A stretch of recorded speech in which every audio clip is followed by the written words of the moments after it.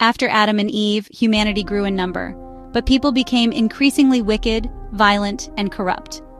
The Bible says, "The Lord saw that the wickedness of man was great on the earth." Genesis 6:5. God was grieved at how his creation had turned from him and decided to send judgment through a great flood. Among all people, Noah found favor with God because he was righteous and blameless in his generation. God told Noah about his plan to destroy the earth with water, but he would save Noah, his family, and pairs of animals to preserve life after the flood. God gave Noah specific instructions. The ark was to be made of gopher wood. It would be huge, about 300 cubits long, 50 cubits wide, 30 cubits high, roughly 450 feet by 75 feet by 45 feet. It would have 3 decks, rooms, and a door in the side. Noah obeyed completely and began building the ark, even though people likely mocked him since there was no sign of a flood. God told Noah to bring animals into the ark, 2 of every kind, male and female. 7 pairs of clean animals used for sacrifice and food. Noah, his wife, his 3 sons Shem, Ham, Japheth, and their wives also entered the ark.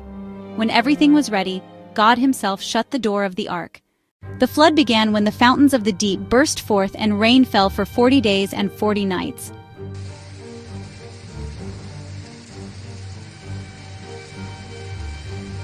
Waters rose so high that even the mountains were covered.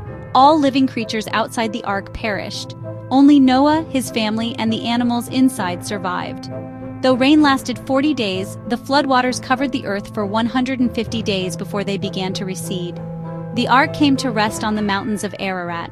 Noah sent out a raven, which flew back and forth. Then he sent a dove. First time it returned with nothing. Second time it brought back an olive leaf, showing plants were growing again.